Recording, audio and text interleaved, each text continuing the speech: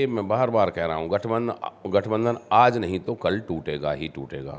वो रोजाना ये कहते हैं कि 10 की 10 सीटों पर चुनाव लड़ेंगे और 90 की 90 विधानसभा लड़ेंगे, सीएम देखना चाहती है जनता, फलाना चाहती है। तो इन बातों से जनता भ्रमित होती है। दिग्विजय सिंह ने फिर भी हमारे लिए कई बार कुछ उल्टे सीधे शब्द यूज किए हैं और जमानत जब तक की बात की है। नमस्कार, आप जुड़े हैं मुद्दे की बात में कृष्ण कौशिक के साथ। जनसंवाद कार्यक्रम के बाद पृथला क्षेत्र में मुख्यमंत्री की पहली बड़ी रैली है, जो लोकसभा स्तर की रैली है। क्योंकि चूंकि पृथला विधानसभा क्षेत्र में रैली होनी है और हम आज मौजूद हैं पृथला विधायक नैनपाल रावत के पास, उस जानेंगे कि आखिरकार पृथला के लिए वो मुख्यमंत्री से क्या डिमांड रखने वाले हैं, क्योंकि जो पृथला की ज़रूरतें हैं, क्योंकि चूँकि पृथला में रैली होनी है ये, और एक वाजिब सी बात है, वहाँ के क्षेत्र की जनता जरूर चाहेगी मुख्यमंत्री जी पृथला विधानसभा क्षेत्र को क्या दे के जाते हैं। उससे पहले नैनपाल रावत जी से जानेंगे आखिरकार उनके क्षेत्र की क्या क्या समस्या हैं और वो उनकी डिमांड मुख्यमंत्री जी से क्या रहेगा। नैनपाल जी, कल मुख्यमंत्री जी आपके विधानसभा क्षेत्र में हैं, हालांकि वो लोकसभा की एक रैली है, तो पृथला विधानसभा क्षेत्र के लिए क्या डिमांड रहेंगी आप? देखिए, माननीय मुख्यमंत्री महोदय कल एक गौरवशाली भारत रैली, जो माननीय मोदी जी के 9 साल का कार्य कर रहा है, 9 साल के न केवल डेवलपमेंट बल्कि देश और दुनिया में भारत की जो गति है, भारत की जो दशा है, प्रगति है, वो कितनी हुई है, दुनिया में भारत की साख को कहां तक पहुंचाया है, इन सब मुद्दों पर जो ना चर्चा होगी और उस रैली में इसको जो ना लोगों को बताया जाएगा कि भारत आज से 9 साल पहले कहां खड़ा हुआ था दुनिया में और आज कहां खड़ा हुआ है। दूसरा, क्योंकि ये संसदीय क्षेत्र की रैली है, लोकसभा की रैली है और माननीय कृष्णपाल गुर्जर जी इसके संयोजक हैं, तो पृथला में क्योंकि ये रैली हो रही है, तो मेरा भी, वैसे भी मेरे माननीय मुख्यमंत्री महोदय जी आ रहे हैं, प्रदेश के मुख्यमंत्री हैं और हमने भी उनको शुरू से समर्थन दे रखा है, तो मेरा फर्ज बनता है, मेरी जनता का फर्ज बनता है कि एक बड़ी तादाद में जाकर के मुख्यमंत्री जी को सुने और उनका अच्छे से स्वागत करें। क्या क्या मांगे रहेंगी आप? देखिए, मैं जहां तक समझता हूं, मांगों की जो बात है, मैं कल के लिए भी कुछ ना कुछ डिमांड मेरे पास हैं और या तो कल अगर मेरा सिरे चढ़ी तो कल, अन्यथा मैं अपनी रैली जो मुझे मेरी विधानसभा के लिए मिलेगी, मैंने समय कई बार माननीय मुख्यमंत्री महोदय से मांगा है, टाइम की बाध्यता के कारण मुझे रैली नहीं मिल पाई है और मैं समझता हूं कि नवंबर से पहले मैं एक रैली लूंगा और 2-2.5 साल के कोरोना में जो विशेष कार्य हम नहीं कर पाए हैं, उन सारी रूपरेखा बना करके बड़ी डिमांड माननीय मुख्यमंत्री महोदय के सामने रखेंगे और मैं समझता हूं कि माननीय मुख्यमंत्री महोदय का हमारे ऊपर पूरा प्यार, आशीर्वाद रहता है, उन सबको वो कबूल करेंगे और उन पर काम करेंगे। पृथला विधानसभा क्षेत्र की सड़कों की हालत खस्ता है और ये लोगों की डिमांड रही है, काफ़ी पुरानी डिमांड है। सड़कों को लेके ये जो समस्या है, कब तक समाप्त हो पाएगी? देखिए, जब 2019 का चुनाव हमने जीता तो उसके 2 से 3 साल बाद, 2 से 3 महीने बाद ही एक कोरोना काल हमें जो ना मिला और इसके साथ साथ जो हमारी टूटी सड़कें हैं वो मुझे सौगात में मिली हैं, क्योंकि 10 से 12 साल हो गए और ऐसे ऐसे गांवों की फिरनी थी जिन पे कदीमी कभी काम नहीं हुआ। तो उसको देखते हुए माननीय मुख्यमंत्री महोदय से हमने 100 करोड़ रुपया, 99 करोड़ रुपया हमने सड़कों के लिए मंजूर करा लिया है। उसके सीएम कोड लग गए हैं, टेंडर प्रक्रिया में है बहुत सारी सड़कों के। जैसे मैं कहूँ कि 7 सड़कें अपने फरीदाबाद की और 12 सड़कें अपने पलवल की, इन 19 सड़कों के टेंडर लग चुके हैं। जल्दी उन पे काम शुरू हो जाएगा। पहले बरसात से पहले हमारा विचार था कि बरसात से पहले कंप्लीट हो जाएं, क्योंकि 2-3 बार टेंडर लगने के बावजूद कोई अच्छा कॉन्ट्रैक्टर नहीं आया, क्योंकि ग्रुप में आजकल टेंडर हो रहे हैं। तो उससे सवा महीना यानी 21 दिन का समय, हमें 42 दिन लेट हुए हैं उसमें, और नहीं तो अब तक ये हमारी कंप्लीट हो जाती। अभी भी मेरी जनता जनार्दन को आपके माध्यम से एक ये संदेश भी है और मैं उनसे रिक्वेस्ट कर रहा हूं कि नवंबर से पहले आपको टोटल पृथला विधानसभा की टोटल सड़कें बना करके दे देंगे। इसके साथ साथ मार्केटिंग बोर्ड की लगभग 22 करोड़ की सड़कें, जो हमने 12 सड़कें नहीं बनाई हैं, जो कदीमी कच्ची थी, इतिहास से कच्ची थी और आज वो पक्की हो गई हैं। 3-4 सड़कों पर काम चल रहा है।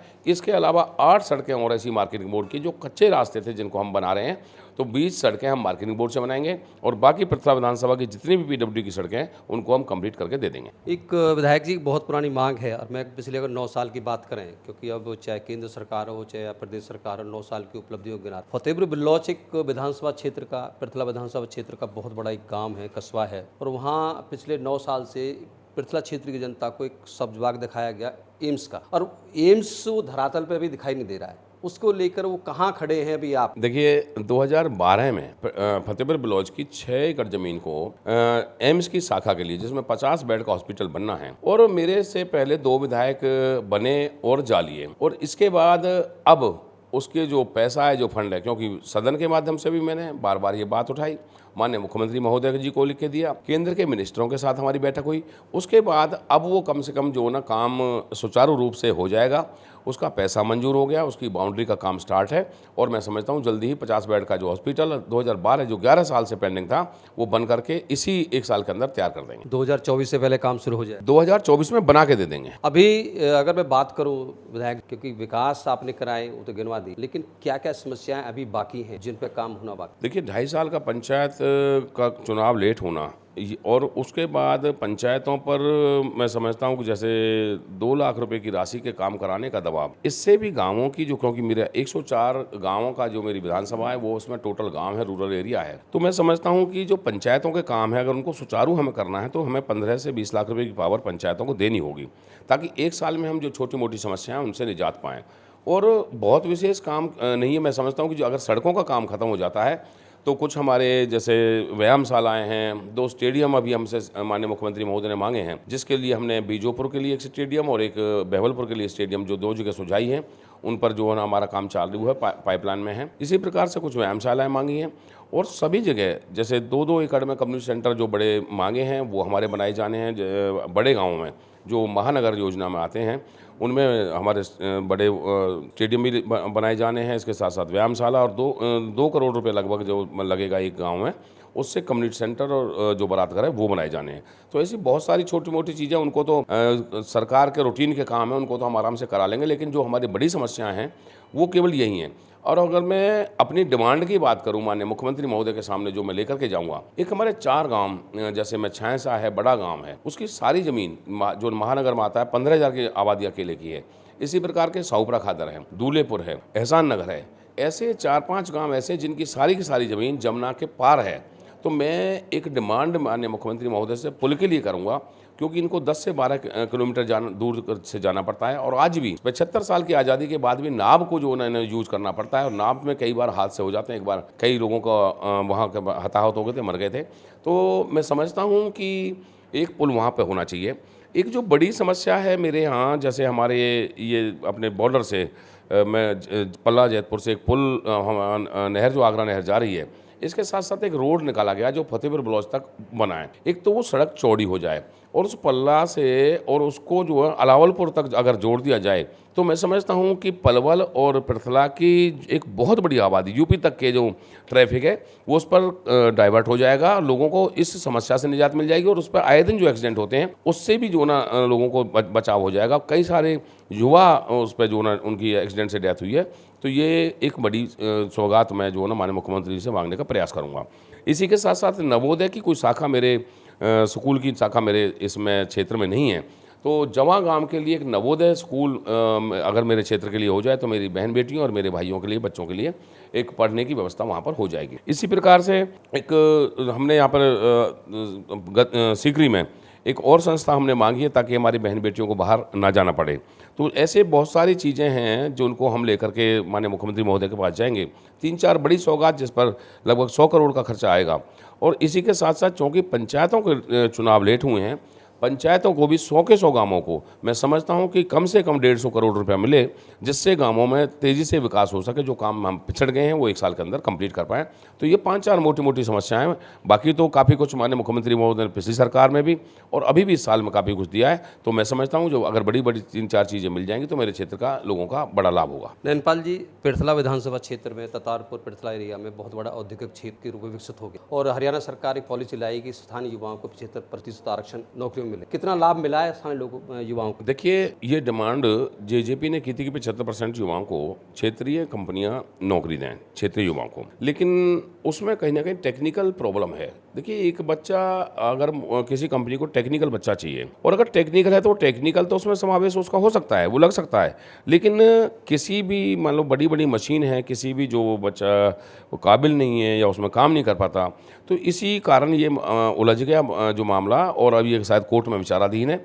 और जहाँ तक मैं अपने स्तर की बात करूँ, जैसे मेरे कंपनी वालों से रिलेशन है, इंडस्ट्री वालों से रिलेशन है, क्योंकि पहले के लोग या मैं कहूँ पहले के एमएलए, मिनिस्टर, इनका काम केवल उद्योगपतियों को पैसे कमाने की मशीन समझा जाता था, वो स्वयं के लिए करते थे। और मैं आज इस 3.5 पौने 4 साल में उद्योगपतियों के ऊपर किसी प्रकार का बर्डन नहीं डालता। जैसे अब कल रैली है तो एमएलए रैली के नाम पे भी उद्योगपतियों से जो ना धन इकट्ठा कर लेते थे, और ये रिकॉर्ड है कि एक भी उद्योगपति ये नहीं कह सकता कि किसी से मैंने रैली के नाम पे कोई 10 पैसे भी मांगे हैं, क्योंकि छोटे मोटे काम और संसदीय क्षेत्र के लिए हमारे सांसद महोदय उसमें लगे हुए हैं, केंद्रीय मंत्री हमारे कृष्णपाल जी लगे हुए हैं। तो हमें तो किसी चीज़ को खाने की जरूरत नहीं है। जो बसेज है की व्यवस्था या अन्य व्यवस्था वो हमें पार्टी से मिल रही है तो हम उसको केवल लोगों को लेके आना है। तो मैंने पर्सनल तौर पर उनके ऊपर कोई ना बर्डन दिया, और उसी का कारण है कि युवाओं को मैंने अपने बेस पे, अपनी काबिलियत पे, अपनी दोस्ती के नाते से बहुत सारी कंपनियों में एडजस्ट करने का काम किया है। वो आज भी पक्के तौर पर कंपनियों में काम कर। सवाल आपने उठाया कि आज मौजूदा हालात की बात करें, मौजूदा दौर में आपने एक सवाल खड़ा किया कि जो जेजेपी और बीजेपी गठबंधन है वो प्रासंगिक नहीं रहा है, उसको तोड़ देना चाहिए। उसके पीछे क्या वजह है, आप क्या तर्क है? आप देखिए, मैं बार बार कह रहा हूँ, गठबंधन आज नहीं तो कल टूटेगा ही टूटेगा। और कहीं ना कहीं भारतीय जनता पार्टी को गठबंधन के बने रहने से ठीक है, एक स्थायी सरकार उनको हमारे प्रदेश के लोगों के लिए देनी थी उस समय, क्योंकि मैंडेट पूरा नहीं था, और उसमें हम भी सब शामिल रहे, आज भी शामिल हैं 5 साल तक। क्योंकि हमें कोई पार्टी बना के चुनाव नहीं लड़ना, तो इंडिपेंडेंट का तो कोई नुकसान भारतीय जनता पार्टी को या हमारी सरकार को हो नहीं सकता। और जब वो रोज़ाना ये कहते हैं कि 10 की 10 सीटों पर चुनाव लड़ेंगे और 90 की 90 विधानसभा लड़ेंगे, सीएम देखना चाहती है जनता, फलाना चाहती है, तो इन बातों से जनता भ्रमित होती है। जनता को एक सही दिशा मिले तो उसके लिए गठबंधन का तोड़ा जाना अत्यंत जरूरी है। आज नहीं तो कल भी तोड़ना है। इससे अच्छा अपनी पार्टी को आगे लेकर के चलें, इंडिपेंडेंस से सरकार चलाएं और अपनी पार्टी को आगे बढ़ाने का काम करें, ताकि तीसरी बार माननीय मुख्यमंत्री महोदय इस प्रदेश के यशस्वी और तपस्वी सेवादार बन सकें। एक आखिरी सवाल आपसे नैनपाल जी, आपके बड़े तल्ख तेवर रहे हैं जेजेपी को, खासकर उप मुख्यमंत्री दुष्यंत चौटाला के लिए कि, और क्या कोई खास वजह है? या एक बात और कहूँ मैं, क्योंकि आपका परधला विधानसभा क्षेत्र पूरा एक ग्रामीण अंचल है, और जहाँ तक बात करें पंचायत विभाग हो चाहे मार्केट कमेटी हो, सबके विभाग उनके पास में, क्या कहीं बाधक बनाए आपका ये तल्ख बयानबाजी उनके प्रति जो आपके क्षेत्र के विकास में बाधा बना हो? देखिए, मेरी ना तो दुष्यंत चौटाला जी से ना अन्य किसी नेतागण से, मैं तो ज़रूरत पड़ी है तो सदन में अगर हुड्डा साहब ने कोई चीज़ अगर गलत कर रखी थी अपनी सरकार में, तो मैं तो उनको भी खड़े होकर जवाब दिया है। और मैंने आप अगर इस 15-20 दिन के एपिसोड को छोड़ दें तो मैंने तो कभी दुष्यंत जी के विषय में कोई बात कही ही नहीं। ना मुझे उनसे कोई पारिवारिक खुन्नस है, ना मुझे कोई जातिगत है, ना मेरे अपने कोई उनसे ऐसी बात है। कोई विचार, मेरे विचार माननीय मुख्यमंत्री महोदय से मिलते हैं, मैंने उनको समर्थन दे रखा है, सरकार के साथ हूँ। ना तो दुष्यंत जी को मैंने समर्थन दिया, ना मैं उनको गलत समझता, ना मैंने उनको आज तक कुछ कहा। मैं तो जब गठबंधन को इवन दिग्विजय सिंह ने फिर भी हमारे लिए कई बार कुछ उल्टे सीधे शब्द यूज किए हैं और जमानत जब तक की बात की है, तो ये तो जनता का निर्णय है। जनता देखेगी किसकी कितनी सीट आती है, किसकी जमानत जब्त होती है और कौन आगे जाता है। तो दुष्यंत जी से मुझे कोई परेशानी है, मुझे तो केवल इस प्रदेश के लोगों की चिंता है, और उस चिंता में क्योंकि मैं सरकार के साथ हूँ तो मेरी चिंता होना मुझे स्वाभाविक भी है। माननीय मुख्यमंत्री महोदय जो तपस्वी हैं, यशस्वी हैं, 90 की 90 विधानसभाओं को हरियाणा एक, हरियाणवी एक मान करके जो काम करते हैं, विकास करते हैं, तो मेरा तो जो अपना वक्तव्य है या मेरा अपना जो विश्वास है वो मुख्यमंत्री मनोहर लाल के सरकार में, मुख्यमंत्री मनोहर लाल जी के लिए। और मैं समझता हूँ किसी कारण से भी ऐसे यशस्वी और तपस्वी मुख्यमंत्री को, भारतीय जनता पार्टी को किसी तरह का नुकसान ना हो, हानि ना हो, तो मेरी केवल ये चिंता है। मैं किसी पार्टी का सदस्य भी नहीं हूँ जो मैं किसी पार्टी के लिए जो मैं ऐसा कह रहा हूँ। गठबंधन चले ना चले, दुष्यंत जी अंत तक रहें, कल जाएं, मेरा उनसे कोई द्वेष नहीं है किसी प्रकार का। आप सुन रहे थे नैनपाल रावत, विधायक पृथला क्षेत्र। बड़ी बेबाकी से हमने इनसे सवाल किए, पृथला विधानसभा क्षेत्र के विकास को लेकर बात की, जो विकास की कमी रह गई है अभी तक उसके बारे में बात की, और उनका वायदा यही है पृथला विधानसभा क्षेत्र की जनता से 2024 तक वो सभी वायदे पूरे करेंगे जो उन्होंने जनता से किए थे। मुद्दे की बात यह है कि आखिरकार विधायक नैनपाल रावत जी जो उन्होंने दावा किया है 2024 तक उन वायदों को पूरा कर पाएंगे नहीं कर पाएंगे, ये भविष्य के घर में है। आप जुड़े हुए थे मुद्दे की बात में कृष्ण कौशिक के साथ। आपके साथ किसी अन्य राजनीतिक हस्ती के साथ फिर जुड़ेंगे। हमारे साथ जुड़े रहने के लिए आपका बहुत बहुत धन्यवाद।